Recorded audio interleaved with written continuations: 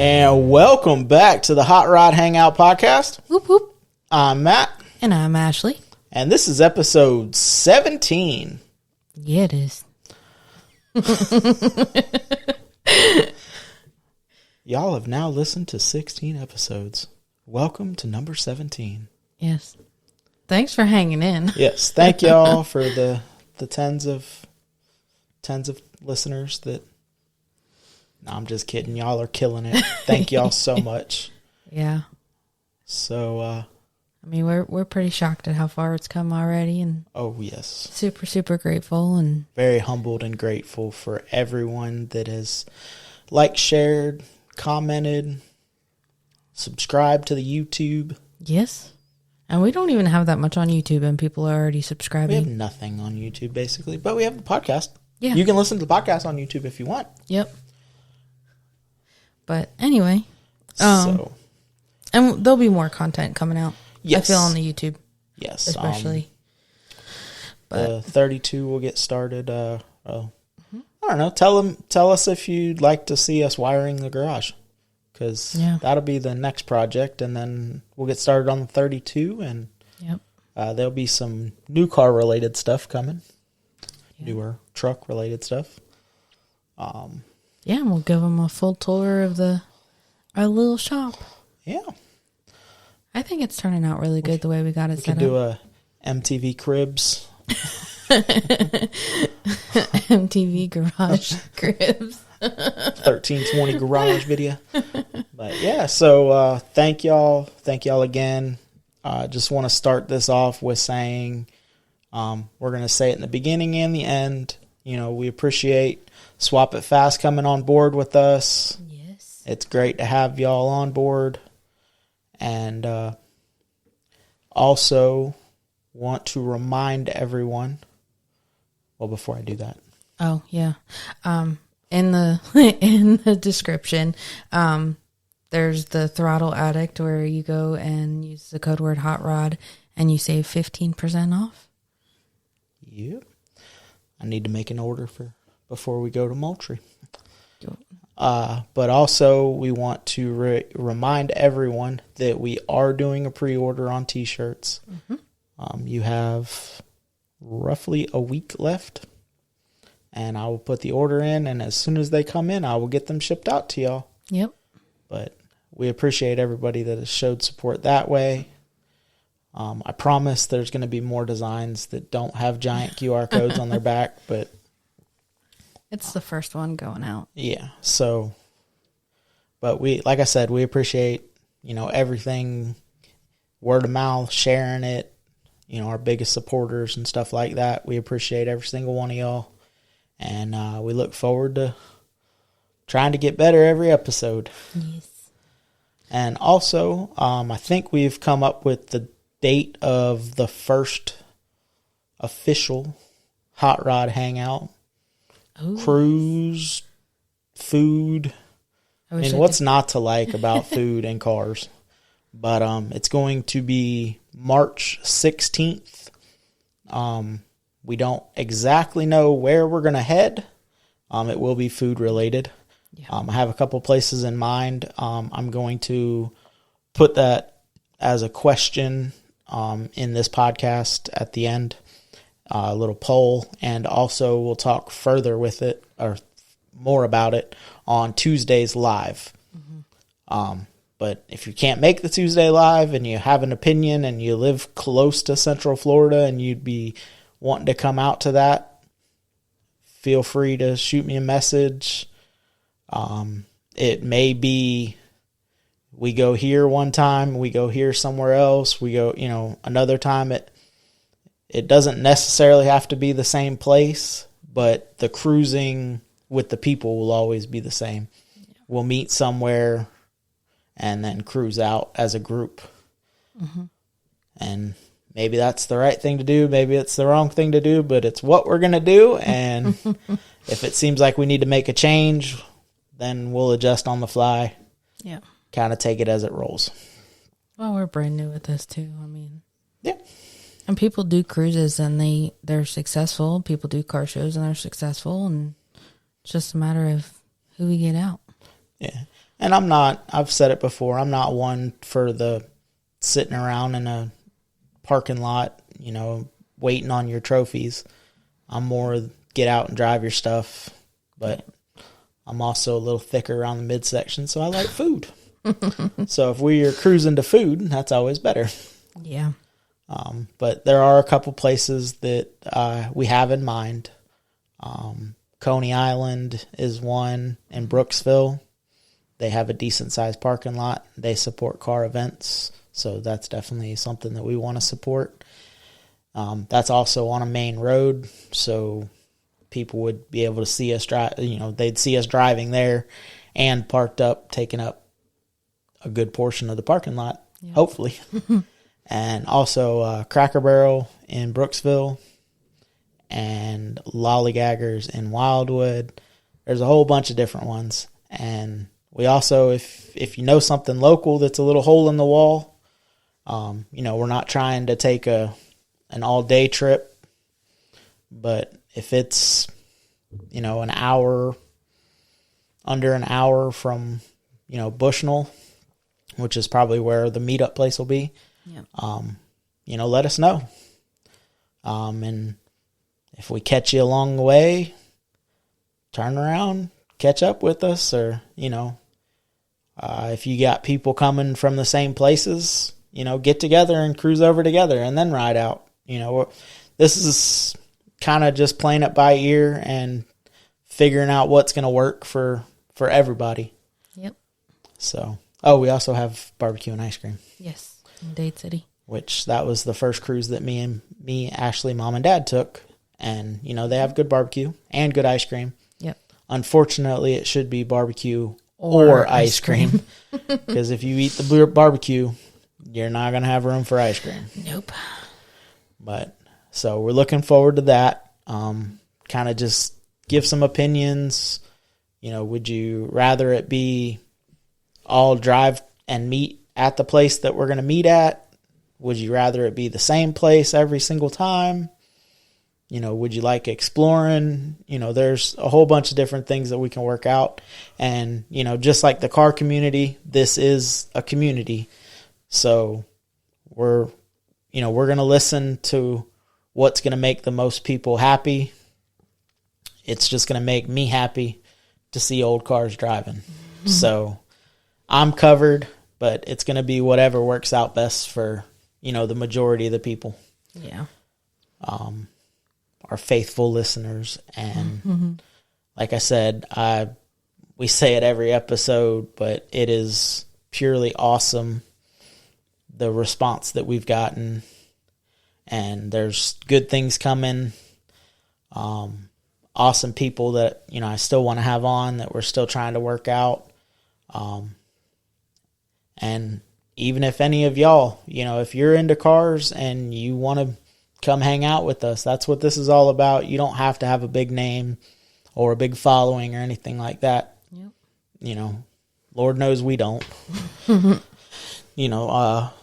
But if you can offer something, a story, whether it's a funny story about cars or a road trip that you took, a bucket list build, we want to hear about all of it. Yep. Yeah, because that'll be, just going to where we've already gone so far, whether it's shows, cruisings, whatever, it's always awesome to hear the stories. And half the time when we hear those stories, I'm like, well, darn it, I wish we had our podcast stuff, because that's what this is. Like, we're here to talk about cars and stories and adventures and all that. So,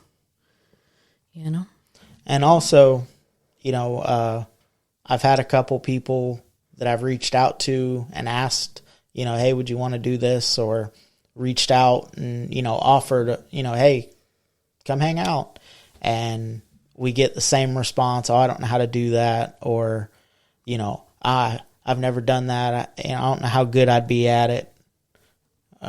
We're not very good at it. But, if you're talking cars, that's what this is all about, is, connecting people.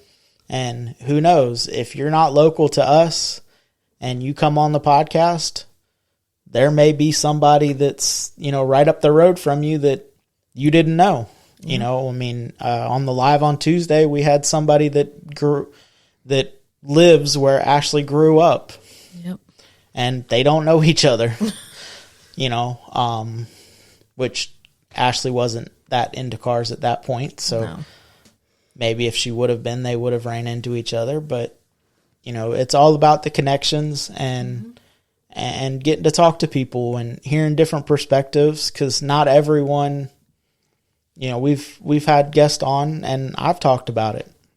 You know, the things that my dad was into, I kind of changed, and I didn't really, you know, he was more, you know, 60s and 72 muscle cars, and he had a truck of that era and, you know, cars of that era, and where I kind of went a little younger in the 50s with Michelangelo, and, you know, the 30s with Moonshine, and, you know, I'm kind of been on a Model A, Model T kick lately. You know, like those cars are cool right now. To me, it doesn't necessarily mean that that's where you know, there for a little while it was, I want a 63 to 66 C10 because that was what I was going to build. You know, I don't have a diehard, it has to be this to be cool. But I feel like also right now, you know, you're hooked on Model A's, Model T's, whatever. But I feel like if somebody were to walk up to you and be like, okay, what from the 50s, what from the 60s, what from the 70s, you have a favorite car for every decade that there is. You have more favorites over, you know, you favor ones over others. And there's bucket builds. Like, I still want to do a C10. I still want to do either a 3-door Suburban or a carryall, you know, with the way that me and you have talked about building it for you, you know, as like a little family cruiser. Yeah. Get rid of my mom car. That'd still be a mom car. It would just be an old mom car. Badass mom car. But, you know, and, you know, I've the lifted trucks, you know, lifted old school, you know, whether it be old Ford F1s or, you know, the original F-150s, you know, the square bodies, the C10s. I mean, they all have a place. And they're clean. Some of the ones that have popped up on Facebook. But then there's the other drastic side of things where things are slammed. Like that one, what was it, a Hummer that we saw on Facebook? The 6-wheel, yeah. Oh, and it was slammed. And I'm just like, okay, I'm not a Hummer person by any means. I think they're big and boxy. But seeing it slam like that, I was like, okay, that is a good looking vehicle. Well, and it goes back to, you know, everything looks good laying on the ground. Long bed C10s look really, really good laying on the ground. In my opinion, they don't look great at all stock, but if you lift them and you keep the rims and tire package to an old school rims and tire package, like a 15 and a 35, those trucks look killer. Yeah. Up or down.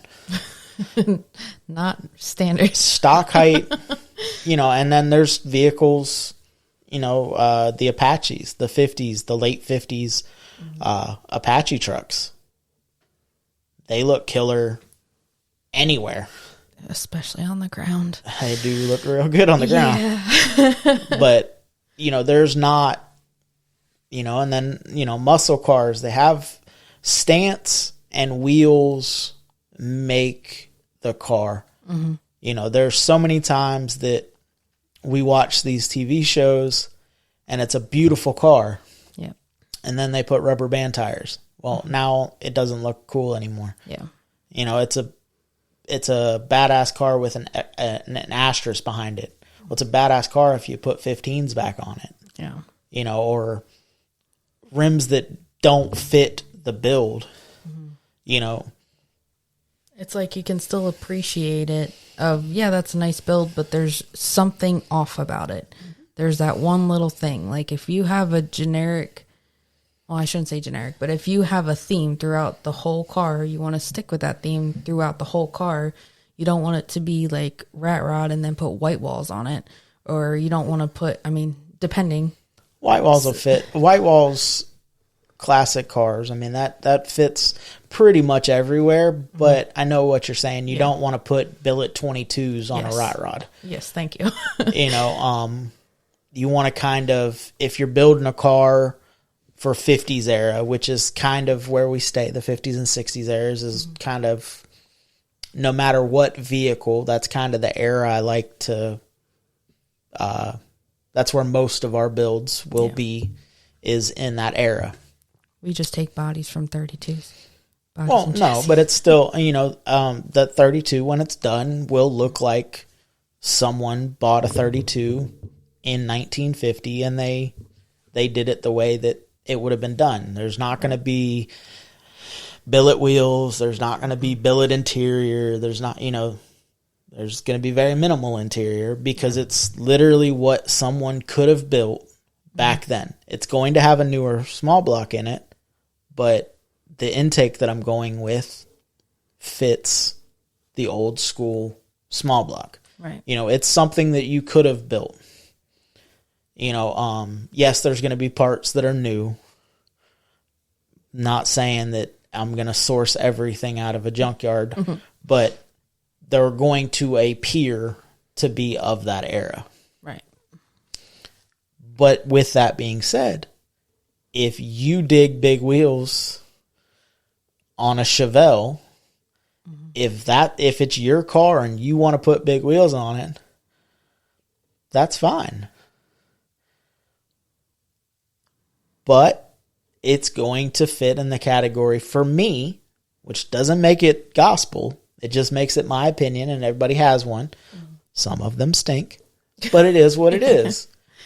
When we were doing motorcycle stuff and we were looking at motorcycles to flip, you'd go look at a motorcycle and you would say, me and my dad would go look at a motorcycle, and as we're talking about it, well, the price is right, but 30 minutes in a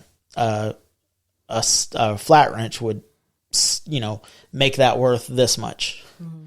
Sometimes, for lack of a better way to say it, ungaying or unfucking something that they thought was cool makes it less value, because you have to find somebody, just like elaborate paint jobs. Yep. You have to find the guy that wants that paint job. Or flaming mirrors. Like blue flame mirrors.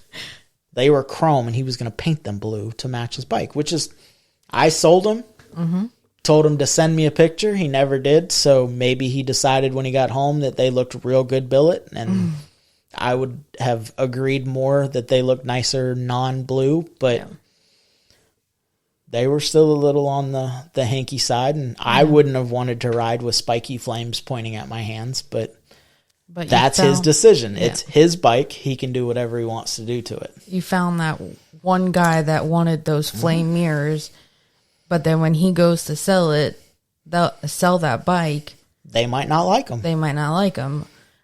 And I feel like with bikes, it's more common than cars to a degree.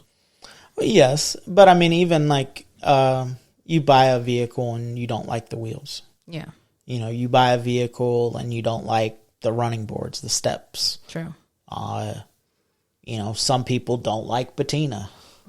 So they immediately are going to, take the poppies off and shoot it with a real color. I would cry. But it is what it is. That's their car. If shiny paint does it for you, I'm stressed for you. Make sure you drive it. But, if that's what you like, that's what you like. Right.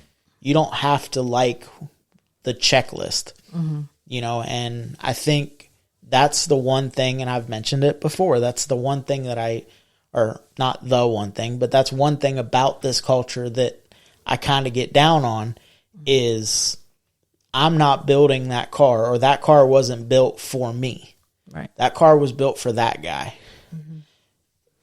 You don't have to, and yes, there are a bunch of builds that kind of follow the same line. If you build a 63 to 66 C10, quite possibly it's going to look exactly like a simple C10 build. Right. Simple C10 on YouTube. Shout out. Talk to me. But, you know, with the cupped bags sitting on the ground, that's not, I like his build. Yeah. But some people don't want it to sit that low. Some people don't think that age of a truck should have 22 steel wheels on it. Right. You know, in my opinion, he does it right with using Transporter, which are 22s, but they're solid. So it looks like an old school wheel. Yeah. It's just giant. And he uses that because it requires a 22 the way that he slams them on the ground. Yeah. And, you know, sometimes you have to deal with the bullshit and you have to pick the best option that fits. Right. And I slightly retract my statement because now things are, as you're talking more, things are popping into my head. I mean, even Dad's truck. Like, that truck was built to the specs of the previous owner. Just looking at the interior, I mean, the seats and the shifter, I mean, that fit him. Possibly physically fit him better than it fits anybody else, but that fit him. Granted, we all still love the seats that are in it. We just got to get it to the right height for him. But I mean, you're dead on with all of that. You know, I mean, and you know, a good example on Dad's truck is that shifter. You know, Dad loves the shifter. Yeah, I love the shifter in that truck. Kenny, the first thing he said was he'd chop the shifter. Yeah. That shifter's not going in the 32. The shifter in the 32 is going to be tucked and hidden. One, because of the way it's getting built. Right. And two, I'm not small, you're not small. We have to have as much room in the front of that cab as we possibly can. Yeah.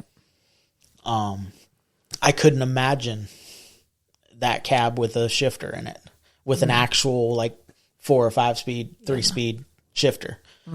That would not be cool. I mean, we sat in it. I feel like we sat in it together with absolutely nothing in it, and it was okay. Like, we fit in it comfortably. Me and you have went for drives in Dad's 34, short drives. Yeah. And you can get comfortable, but it takes, you know, I see what he's saying with a longer trip. I see where, you know, your throttle pedal, I mean, the passenger obviously can stick their legs straight out and it gets more comfortable over there. But having your foot cocked at an angle would get, you know, it would put stress on stuff that you don't normally stress on a daily basis. So I get it. But he's tried to do what he can do with it, and it might be as good as it gets. Yeah. Because he's not like super tall, but he does have some height to him. So like, if you raise those seats anymore, then his head's going to be sticking out the roof. Yeah. So it's a delicate balance that we've got to find for him. But I mean, when we went on the cruises and when me and Mom went on the little cruise, she about fit perfect. Yeah, she fits in the truck, but she's also tiny, about half of my weight. So I mean, then she is. But you know, that's something that you deal with in 30s cars. Yeah. You know, the people back then were 5 foot tall. Yep. We're not anymore. Yeah. They were also, you know, skinny. Yeah. They couldn't afford to, you know, eat. And they didn't have all the processed food and everything like that. But that's a different rant for some other podcast. Yeah.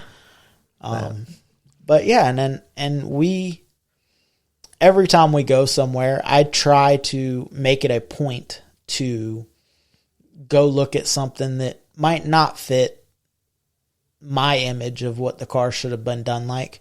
But I like to go look at it and see the engineering that they did to make it that way. Right. You know, don't know if I've said it on a podcast, but I don't understand roundy round racing.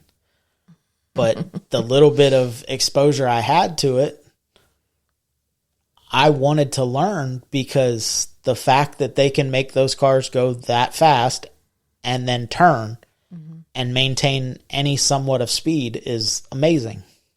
I mean, from what you've told me, because that was pre-Ashley, yeah, but that's what you do. You find something new, and you know what, in that scenario, like I'm sure you put your heart and soul into that. Even though it wasn't your thing, you still learned everything you could about it.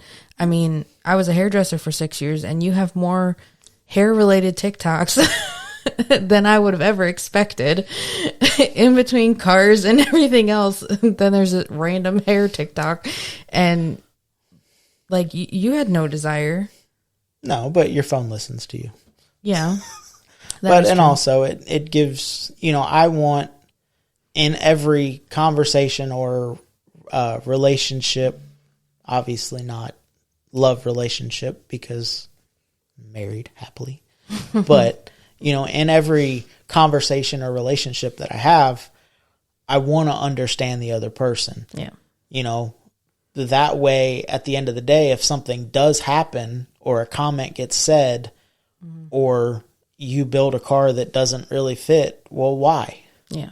You know, a good, for instance, is, you know, I was talking to somebody the other day, and, you know, he had Michelangelo in a 4-door. And I was like, oh man, you know, cool. I have a 2-door. And he's like, yeah, I really wanted the 2-door, but, you know, my wife and 2 little girls love riding in the car with me. Mm-hmm. He goes, and I don't know if you know this or not. He goes, I don't know if your seats are like this. He goes, but 2-door seats malfunction. And I got to thinking, and I'm like, yeah, tilting my seats up, it's one at a time because they fold in on each other. Yeah, they're a little. He's like, wonky. So that's why he went with a 4-door. It fit his needs. Right. The car was badass. Mm-hmm. It was, if I didn't have the 32 and I was going to build the 54, they looked pretty similar. Mm-hmm. Not going to say I have one exactly like that because it was not orange and it wasn't a 2-door. It was a 4-door, and it was a Bel Air car, and it, you know, it was very well tastefully done. Mm-hmm. But he decided I need a 4-door because what we're trying to accomplish is to get everyone involved. Right. And his wife and daughters love going for rides with him. Mm-hmm. So if he's by himself, he puts up with the bullshit of I have a 4-door. Right.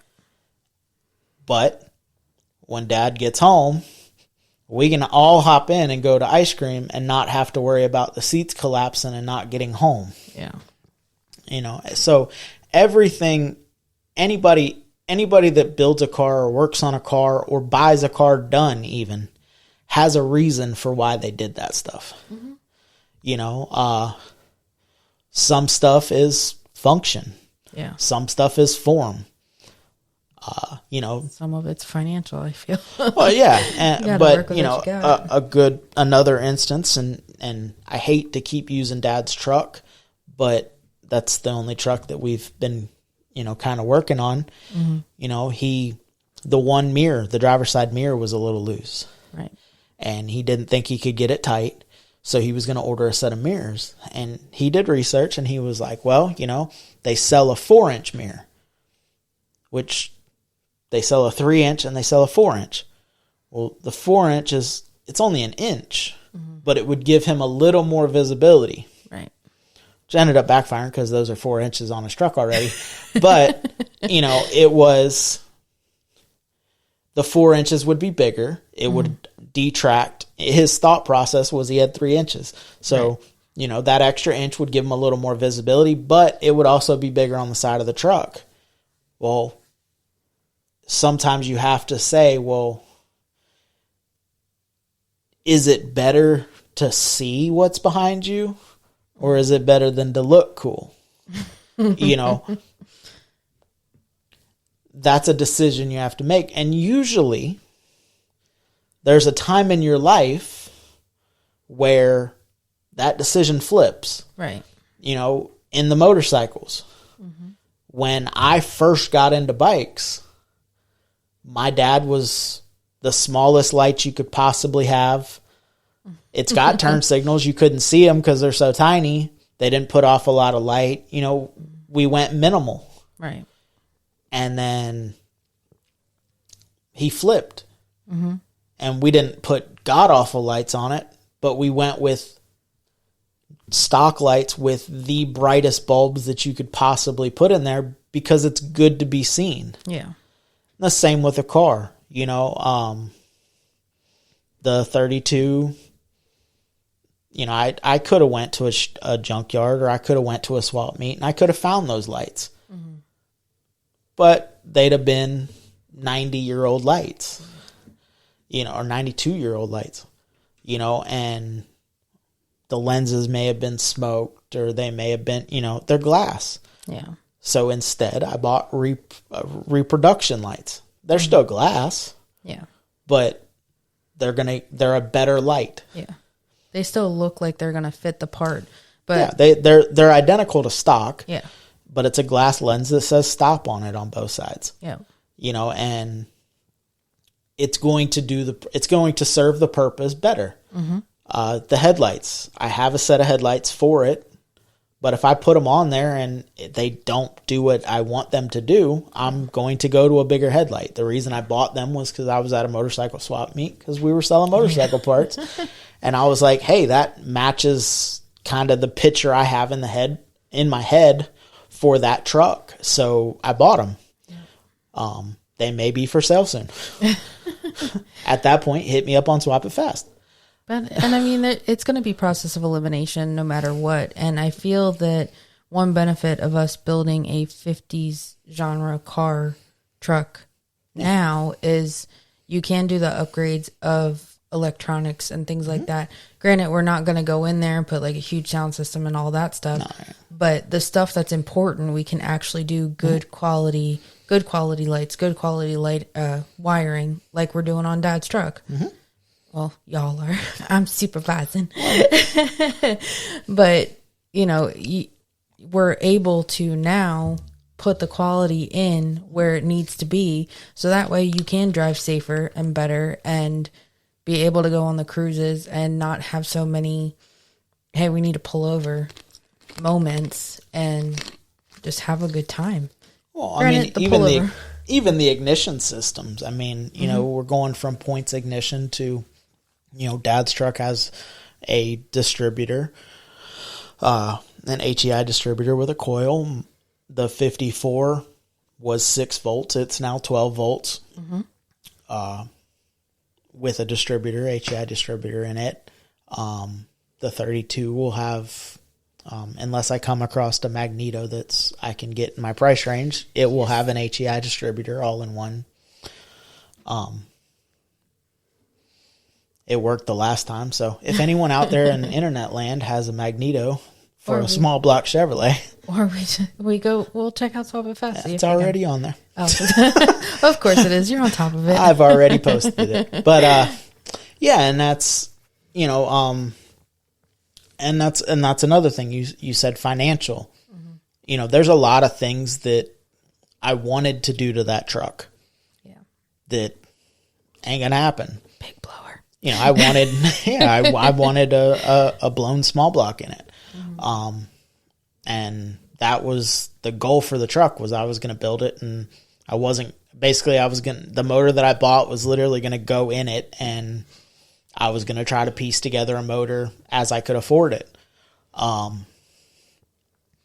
Unfortunately, I don't have more than I spent on the cab and chassis to buy a blower. Yeah. And then still have to put it on a motor. So it just didn't fit. But the 3 Deuces fits the look that I was going for. That will work. So I'm going to put a Lopi cam in it and it'll sound good. And, you know, it'll be able to roll them over if necessary, you know, and that's all it, you know, it doesn't have to win any drag racing. I said on Tuesday's, you know, thing, I'd love to do Sick Week. Mm-hmm. I don't think I want to race it. Yeah. One, I don't want to put seatbelts in it. Yeah, that's true. You know, there's not enough room to put a cage in it. No. There's definitely not enough room for that. And, you know, I don't want to run. I may run lap belts, but I don't want to have to put them in there. Yeah. Because everyone that has put a car together or truck together knows that, you know, the majority of your money is spent on the last 90%. Or 10% rather. You know, 10% of your money is 90% of the work, and 90% of your money is that last 10% pushing it to the finish line. Mm-hmm. So I know there's going to be some stuff at the end that, you know, it's going to have to be, well, wants and needs. Yeah. It needs to run. Yeah. Doesn't necessarily have to have a blower. Right. Would it be cool? Definitely. You know, it doesn't need to lift the front end off the ground at red lights. Yeah. Would it be cool? Hella cool. But it don't need to. You know, I don't need to go put some, you know, if I was building that truck to go fast, I wouldn't have started with a pull-out crate or a pull-out motor. I would have went and bought, you know, if budget was no option, I'd have called up, you know, Musi or Proline and said, you know, or any of them guys. I mean, they all build great products, and be like, hey, send me the baddest bitch you got that'll fit a small block platform. Yeah. But in the same sense too, I mean, especially with the 32, that's going to be a long term. So even if we get it up and running and we take it to shows for a year or two, if we still have Michelangelo will be on garage duty for a little while we do some things to it while we're cruising around in the 32, and then later on we can always swap them. Yeah, we'll bring it back. And anyone that says like that a car is done, no, it's never done. You know, you're always making small adjustments or tweaks to make it better or prettier or lower or taller, depending on what vehicle you're in our yard. Saved up enough for that blower. No, I don't think the 32 will ever have a blower. Just that truck to me, I mean, yes, it would be cool, but to me, that truck is going to be more of the reliable cruiser. You know, it's definitely not going to be a cross country truck.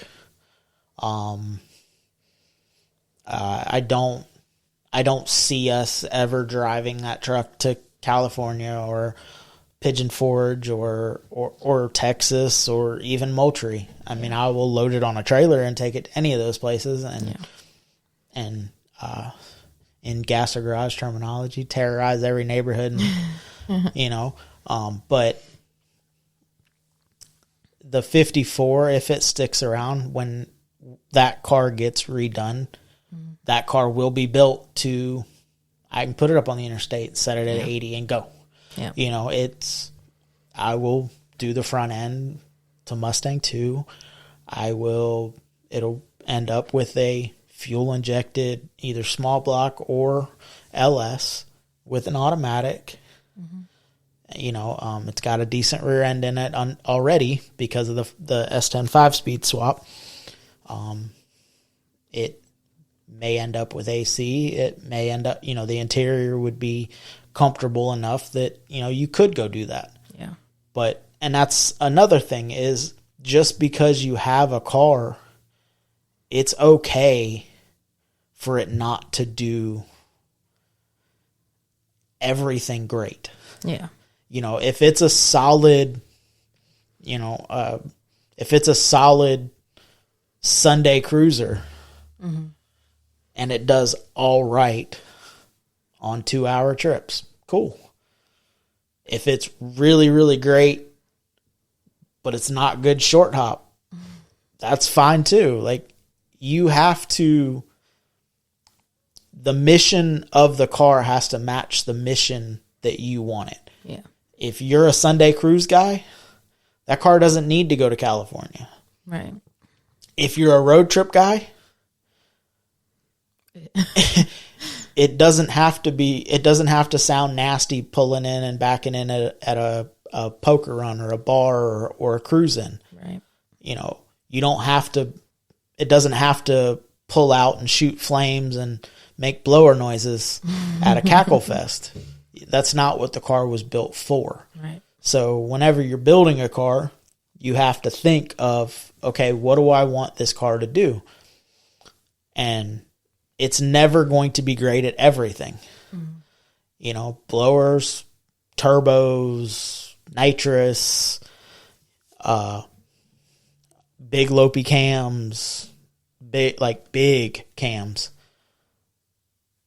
They're not as reliable as a motor that's never been touched. Mm-hmm. I mean, that's plain and simple facts. There's nobody can argue that the 300 horsepower LS motor the 2,500 horse twin turbo Chinese hairdryer hanging LS motor is as reliable as the 300 horsepower motor that you started with. Mm-hmm. It's just not. Right. You know, and unless you have cubic dollars that can go have billet parts made. But then they're still not as reliable because billet, aluminum, all of that. I mean, they have different heat cycles. They have different, you know. It's okay to pick a lane and stick with it. Mm-hmm. You don't have to, and this is hard because my bike was the opposite of this, but you don't have to be the fastest everywhere you go. Right. You don't have to run with your hair on fire everywhere you go. Unless that's what you're looking for. Right. And then build it and be prepared. You know, I got fortunate and my bike didn't do this, but be prepared that if you beat on it every day, mm-hmm. you know, growing up, my dad always said, don't beat on your daily. Well, if you have a hot rod and you're daily in it, don't put it up against the curb at Pigeon Rod Run and send a smoke show. Right. You know, don't pull up and hit the two-step on your race car and then expect it to carry you to work tomorrow. Yeah. Or don't be mad when it doesn't carry you to work tomorrow. You know, there's every single car, every single person has a different perspective of what they need out of a car. Right. You know, a good example, my mom and dad. That truck is their little cruiser. Mm-hmm.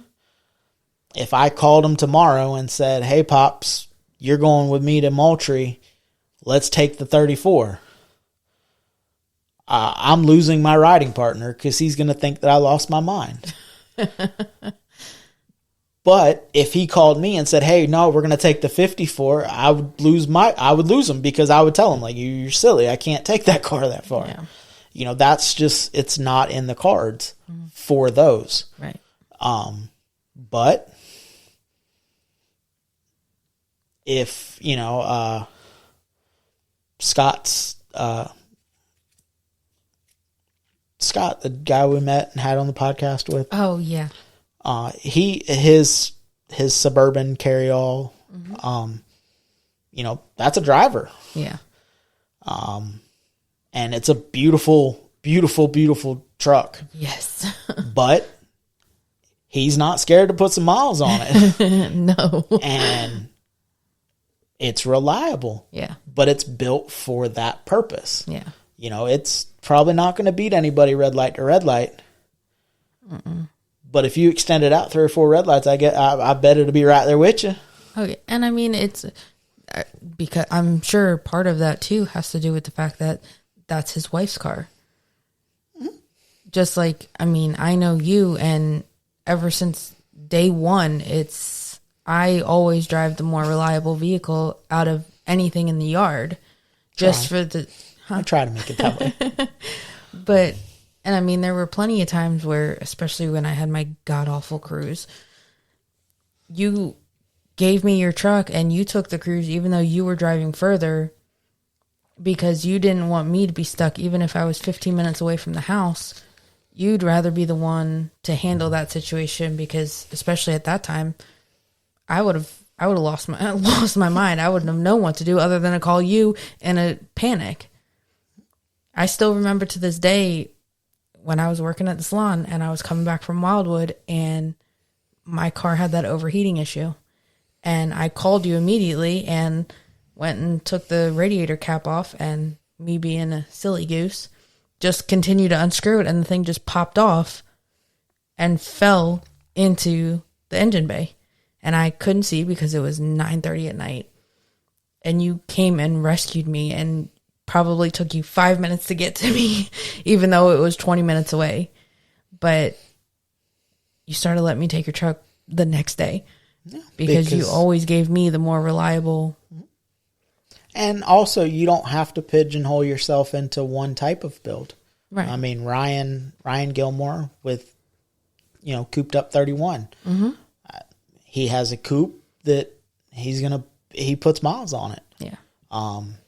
It does, it's his little cruiser car. But the Roadster he's building, you're probably not going to see it on the road very much. Right. Definitely local. I assume he'll drive the piss out of it local, but that's definitely not going to be a car you can hop up on 75. You're going to have a hard time on 301. I mean, that's probably going to be a 50, 55 mile an hour screaming car. But that's the mission for that build, is to be as traditional as it can be and to go compete at Trog. Yep. Which is, I mean, that's an awesome endeavor, and I hope to make it there one day. I don't know if I'll ever have anything traditional enough to participate, but what they're doing with those cars is amazing. Mm-hmm. But they fit that avenue of a build. Right. There is a road or a path for everyone, from bone stock to mild to custom with a K to full out, just spaceship builds. Yeah. And there's builders out there that are, pushing the envelope and absolutely mind-blowing builds. Ian Rossell with full custom, with that Space Junkie 2.0 or 2.5, whatever it's on now. Car's got half a rim that floats. That, like, the steering wheel is like a U shape. It's awesome. Mm-hmm. But again, that's not a practical build. That's an unloaded out of the trailer. Right. And go show it off. And it does great at that. Mm-hmm. To me, the amount of money that you put into a vehicle, you should be able to have that much fun out of it. And looking at that car in my garage would make me sad, not happy. So don't get me wrong, I would love to have that car, but I would immediately have to do stuff again, like we talked about. Mm-hmm. I would have to do stuff to make it to where it's more of a driver-friendly car. And not only that, but also our current location, unfortunately, we are on a dirt road. We can't have those shiny paint, because... to a point, but our road is a little less low friendly than some other roads. That doesn't mean that I'm not going to put the 32 as low as I can possibly get it. Yeah. We just straddle one of the tire marks as we go down the road. But, the front's as low as it's going to be, I'm pretty sure. But So I'll just make the rear end match, and I'm using the body to make it appear lower because the cab's channeled, and I'm going to channel the bed to match. Right. So it's going to look 5 inches lower than it really is. So because, the lower your vehicle, just like we were watching a YouTube Corey Wheat custom before we got on here, and they're doing a C10 with the 6-speed with an LS and LSA, I believe. And he went to sit it on the ground. It was a chop and block chassis, and he went to sit it on the ground, and it's sitting on the pan, the trans pan. Yep. Well, that's not good. You don't want anything hanging below your frame, because anything that hangs below your frame is subject to no longer be there when you arrive at. Yes. And depending on what falls off, you may be on the side of the road trying to get a truck to, and especially on cars that are low. You lose an oil pan on the side of the road, you're winching it on a trailer to get it home to where you can try to jack it up to get underneath of it. Right. You lose exhaust. Well, you can make it home, just be loud. Yeah. But depending on where you lose the exhaust, if you lose it up next to the header, you don't really want to run open headers on certain motors, because cool air, when it shuts off, sucks back in.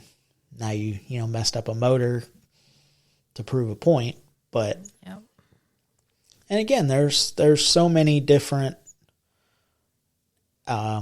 attitudes towards what is cool. And at the end of the day, in my opinion, and again, this is my opinion, if you dig what you're doing or what your car's about, cool. With that being said, there's always going to be something you would change. No car is ever done. If you ever can look at your truck and go, or your truck or car and go, yep, that's it. Nope. There's something there that you would have done differently, or a corner you cut to make it that you said you'd get back to that you never did. Right. And a lot of times, more on the shiny paint world than, kind of what we deal in. But I remember, my dad and me are two different when it comes to keeping stuff, shiny and clean. Maybe that's why he has a shiny truck and I don't. And little nicks or scratches or dings that the normal person won't see. If it's your car, you know exactly where it's at. Right. And it doesn't matter if you're across a football field. That little tiny speck where a wrench slipped, you can see it. Yeah. And he's more on the paint and the dents and the dings and stuff like that, where I'm more on, if they're together, they should be the same. Yeah. I will take and pull out a micrometer to figure out that your exhaust is, that's my thing. We put dual exhaust on his when he had the bagger, and a job that was probably done in, an hour and a half, 2 hours. I was still out there tweaking the exhaust for another 35 minutes because it didn't look right. Well, and then finally he was like, it is right. And he tilted the bike up, and I went, well, that looks better. But it was the look, the optical illusion of it sitting on not on the center stand, on the, as Harley calls it, the Jiffy stand, that, it gave the illusion that it looked like it was down and, or turned or tweaked. There's certain things that I do get, like, it's got to be perfect. Yeah. A good for instance of that is the neighbor. He had front and rear bumpers powder coated to put on his truck. He has again, not my style, but he has a dually 24s. It's a big billet diesel or a dually, Ford dually. It's a beautiful truck. Turns the lights on. It's like daylight. Yep.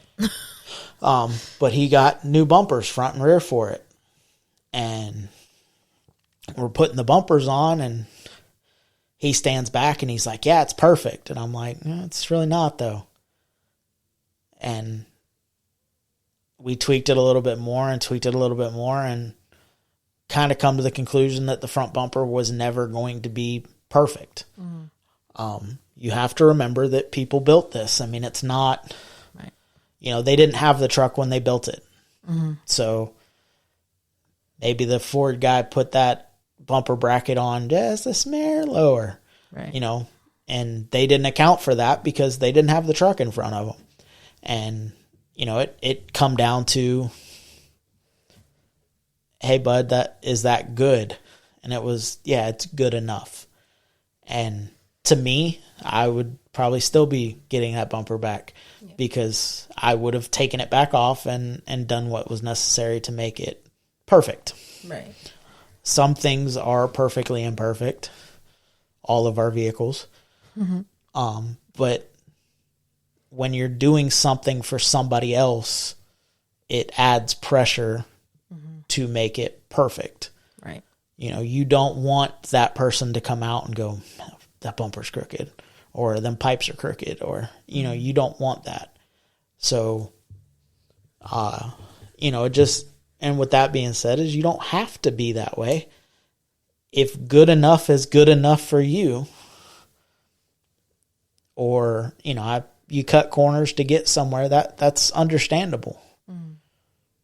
To me, I would cut a corner to get somewhere, but then when it got home, I would take it back apart to get it there. And I feel like a lot of the things that you want to be perfect, it's obviously not the paint.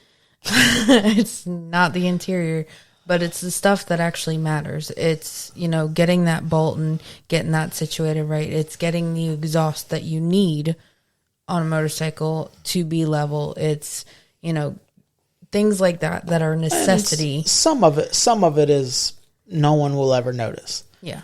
But just like that ding or paint chip, no one will ever notice it, but you will. Yeah. And, I think, and that's part of this world strives so hard for perfection that sometimes we miss the enjoyment. Yeah. And, what kind of got us into this. And sometimes you got to take a step back and go, no, I'm,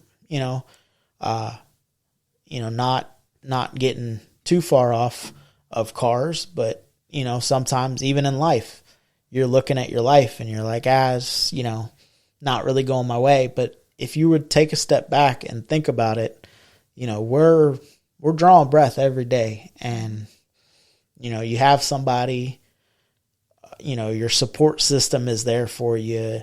Sometimes it doesn't, it's not right in your face until it gets put up or questioned. You got to step back and take a look at it. And, you get, and this is where it ties in with cars, the other day I'm looking out there and the chassis is still sitting there, and the front end and the rear end are still sitting there, and I haven't done anything on it. And I'm like, man, I'm slacking.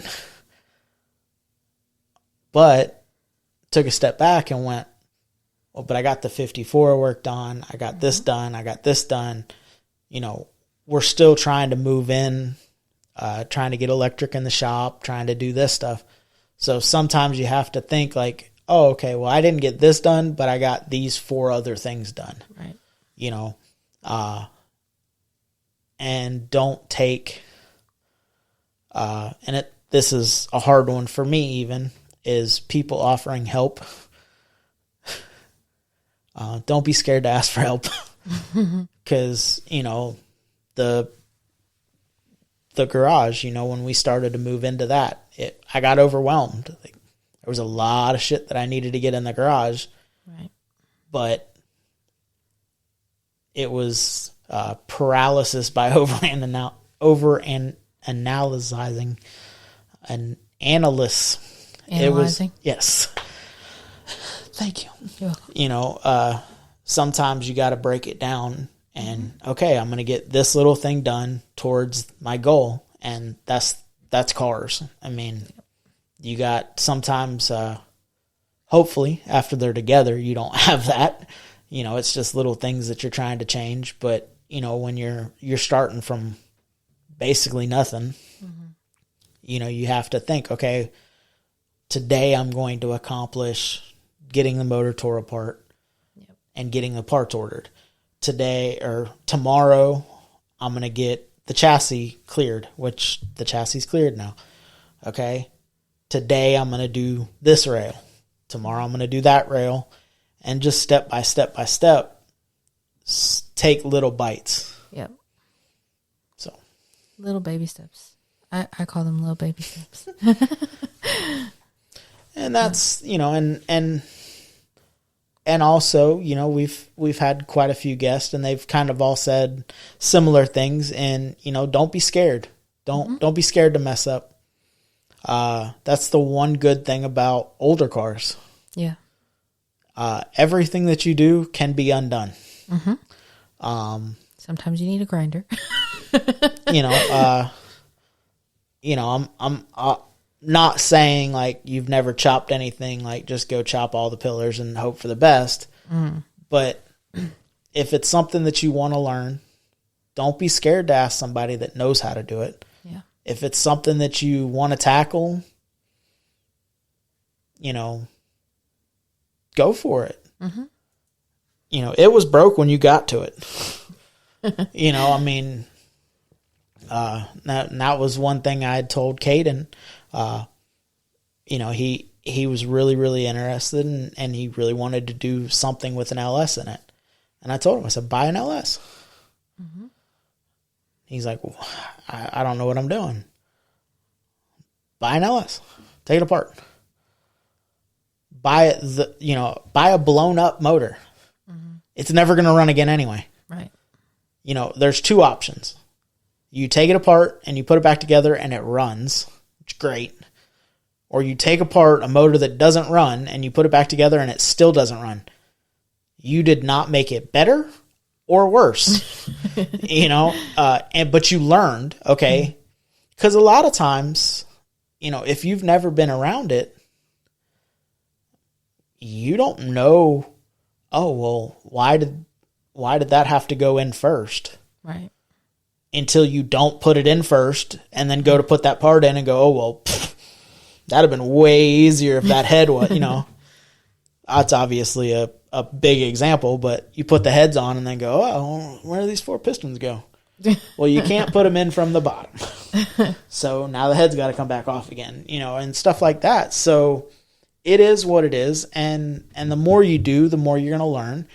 And some lessons are more expensive than others. Yes. Some lessons, some shortcuts take you a longer time, like driving to go pick up a chassis that was not what it was listed as, but, you know, made the drive and got down there and ended up with some steering parts, not for my truck. Oh, we got some shocks for. Yeah, we got some shocks, and it was also, I mean, I know it might not seem like a whole lot to a lot of people, but it was a fun adventure for us to go down there. I've never been down there. So it was a little fun adventure to, you know, go and drive in the big Dodge because you get to drive it every day. I don't. Well, and that's another thing is part of this, you know, part of the car culture or scene or, you know, really it's not just cars, but, you know, mainly what we focus on is cars because that's what we do. Sometimes it's the adventure that makes the story. You know, things that go smoothly you rarely talk about. Yeah. You know. Have we had a smooth trip anywhere? The 54 started off wrong. I don't think so. And it Well, no. It's never Dad's 34. Bringing it home was relatively smooth. Yeah. None of our stuff. Well, no, the 32. Yeah, the 32. That was, and we got to meet Ryan. Yeah, so that's good. Yeah. There's positives, but you can take a positive out of everything, you know, and that's what you need to focus on. A lot of times, with everything going on in life, you tend to focus on the negative, and there's a positive in everything. Yeah. You know, I mean, my job started, I got my job because I lost my job, and I ended up in a good place. You know, I landed good, and I appreciate, you know, where I ended up, and for the most part, it's a great job. The experience that, you know, of the motorcycle swap put you in contact with your now boss. Yeah. And, you know, so that, you know, all adventures and meeting people. I mean, you never know whether you meet them face to face, whether you meet them online, whether you meet, whether you meet them on Swap It Fast. I mean, you get talking to somebody or you ask for a part, just put it out into the internet. You know, I didn't know Swap It Fast exist when I found that part, but I just put it out into, you know, the internet land. And, you know, Randy Jackson reached out to me from Gasser Garage and, hey, I have one of those. And now I have someone out there that deals with what we deal, you know, with the 50s cars. Right. You know, and the same goes for him. If he called me and I had something, I would ship it in a heartbeat to him. Yeah. Not because I feel like I owe him, but because that's what this is all about, is helping each other. You know, he wasn't using that part. Right. It didn't, you know, it's not like he broke his car to fix mine. So with that being said, you know, it helped out a fellow car guy, and I appreciate that. And that's what we're trying to do, is if we can grow this to where the people in your communities know each other, and you're looking for something specific, and say you put it on Swap It Fast and no one reaches out to you, you can put it out. You know, if I was to buy a Model A tomorrow, I know that I could call 90% of the people that were at that little gathering at Ryan's house and say, hey, I'm looking for this, or I want to do this. And I know that somebody in that group would be like, I have one, or I know how to do that. I would love to come up and help you. Yeah. You know, that's what we're trying to accomplish, is getting people that don't have the knowledge with people that do have the knowledge. Right. As long as the people without knowledge aren't done learning. You know, you're going to, and it's not everybody you meet is going to fit that category. But majority of the people in the car world love cars for the reason of they want to share this passion. You know, there's guys out there that have cars tucked that they don't want to talk about. Whether they hold a place and they're not for sale, or they're not, you know, they're not going anywhere. They're gonna die with those cars. But if you get in good with those people, they might not be ready to let that Model A that's sitting in their yard that I seen moved to a different place, so I know it rolls now because there's not trenches that drug it to that place. They might not be ready to get rid of that car.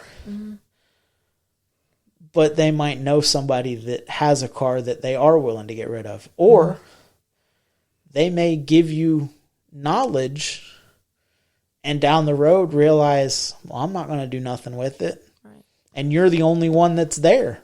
You know, whether they don't have kids, or their kids just don't have a passion for cars, or, you know, there's something you can learn from everybody. Right. I mean, even we, in reference to that, we're talking younger generation to older generation, but there's stuff that the younger generation can also teach the older generation. Mm-hmm. It's not an age thing in this culture. Right. There's, guys out there like Gene Winfield that are very, very knowledgeable, would fit the older generation category. Mm-hmm. Still to this day, building cool shit. But then there's guys, Chad Stroop, Carl Fisher, Corey Wheat. I mean, there's a whole bunch of young guys that would fit in our generation that could teach and do teach. Carl Fisher's going overseas somewhere to do a chop class. Like, that's badass. Yeah. But with that being said, is when you get around these people, even if you think you know everything, keep an ear open. Mm-hmm. Don't be done learning, because everyone can share. And it might not be that you don't know how to do something. It might just be a different way to do something that accomplishes the same goal, but maybe it's quicker, or maybe it's easier. Maybe they've figured out that this is the way they like to do it. Mm-hmm. And maybe their results are better with less finishing. Mm-hmm. There's a lot of chopped cars out there. Right.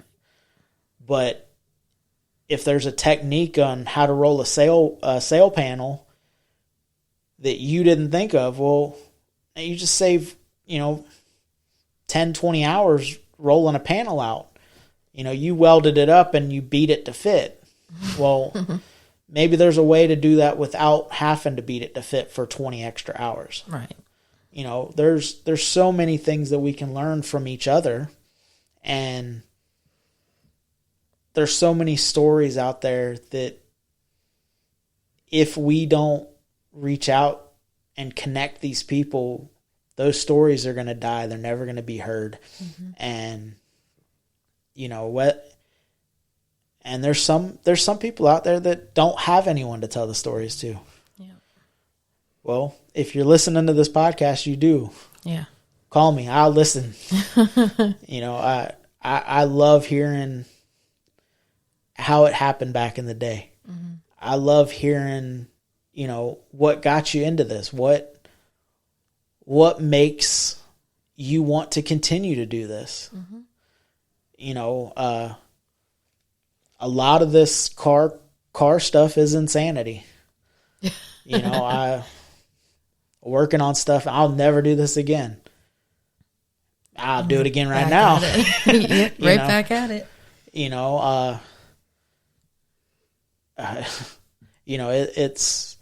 It's funny, the stuff, and you laugh about it after the fact. Mm-hmm. But like, while you're working on it, this piece of and you're creating new words to talk crap to this car. And then it gets done. And it's like, whew, okay. I almost lost my cool there for a second. Like, there's a 10 millimeter wrench stuck in the drywall on the other side of the shop. But, whew, almost lost my cool. Mm-hmm. Well, and then you roll the garage door down, you go in the house, you come back out the next day and you do it again, because that's what it is. It's cheaper than therapy. And on that note, when we did the conversion on the motorcycle, that was the first thing that we ever worked on together. Mm-hmm. And there were some times where I could have sworn that you just pushed it out the garage and let it scrape down the driveway because of the amount of noise that was coming out of the garage. And I didn't fully understand that. And I feel like there's a lot of people out there that might not fully understand it. But then obviously when I went out there and started helping you, it started to click for me. But it clicked the most for me when we were working on the 54. I ripped my nail off and said every cuss word under the sun, and we were right back at it the very next day.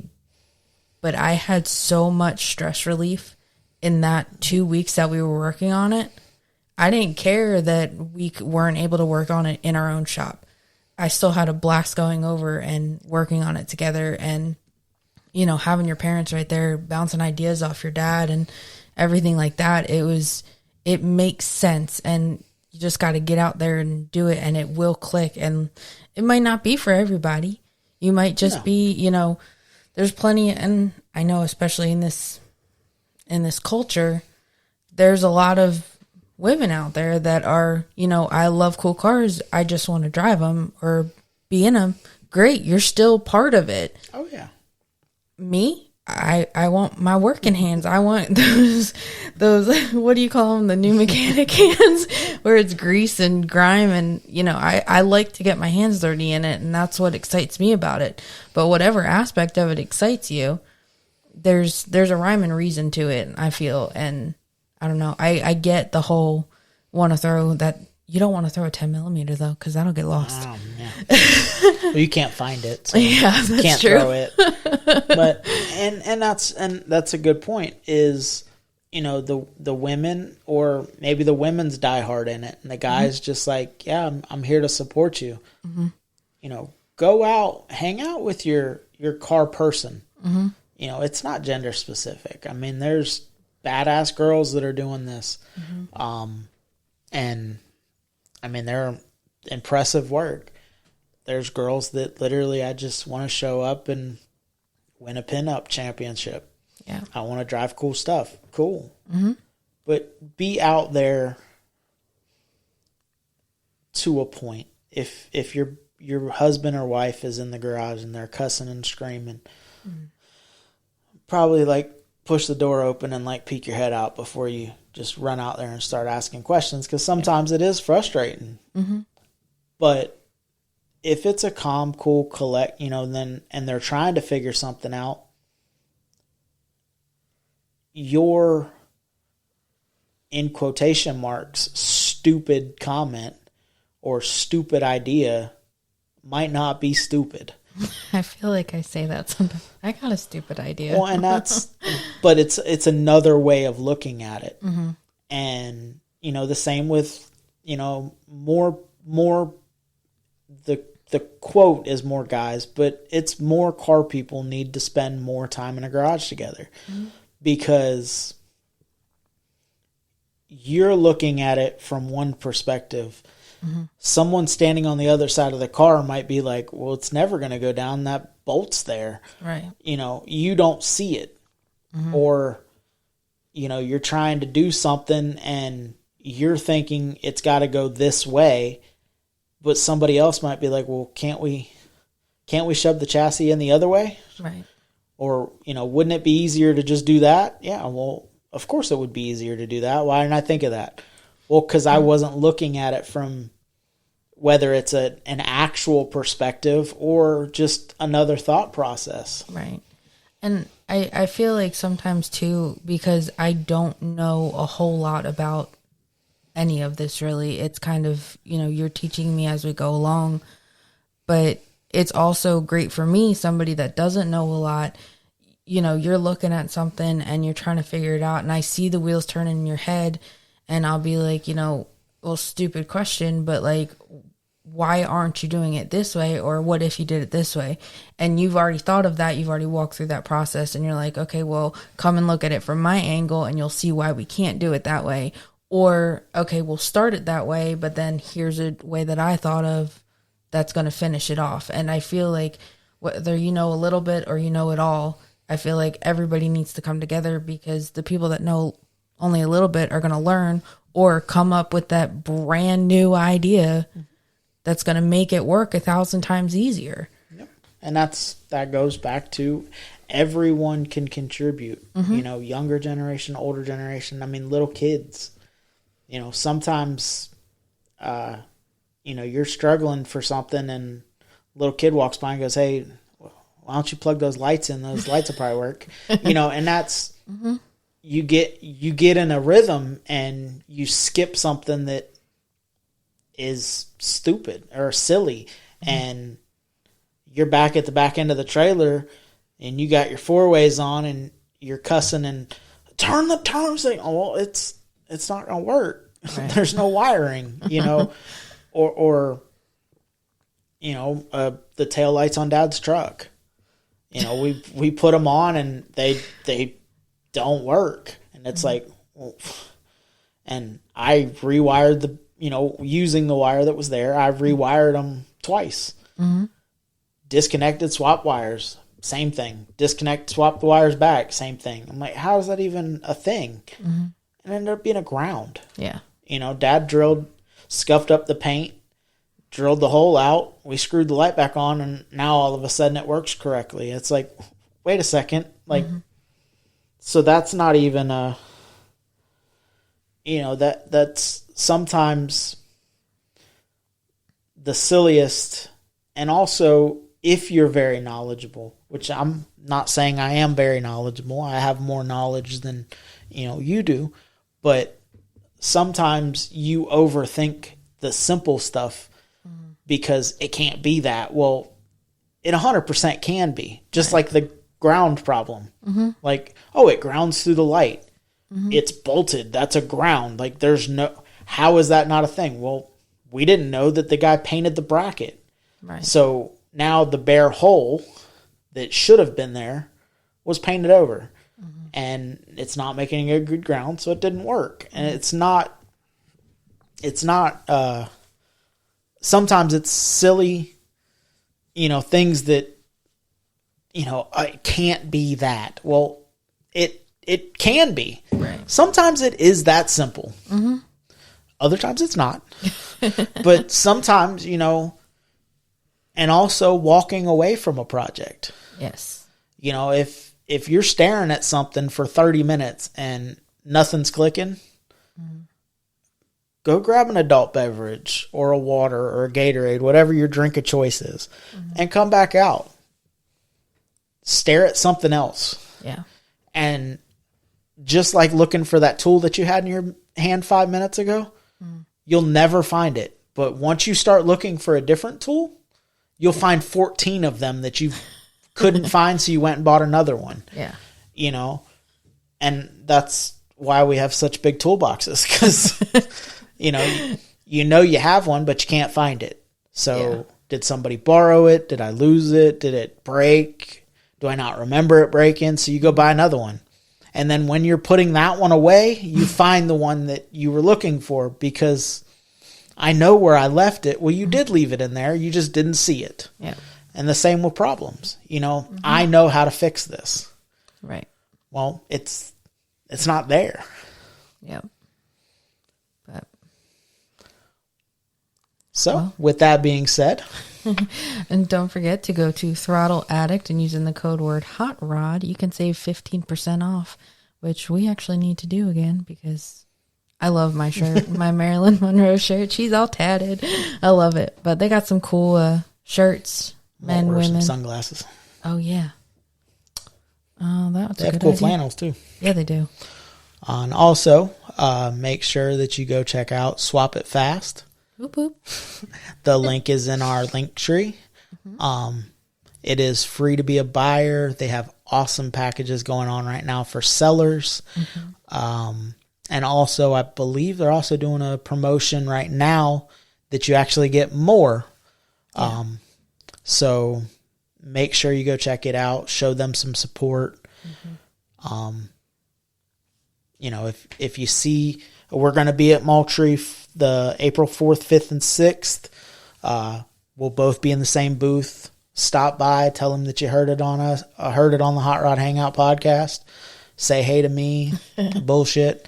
Ashley will be there. My mom and Ashley will be there Saturday. Yep. So looking forward to that trip. My dad he's riding up with me bright and early in the morning on Thursday. And then also, we still have the pre-order going on until March 1st. Yes. It is a pre-order.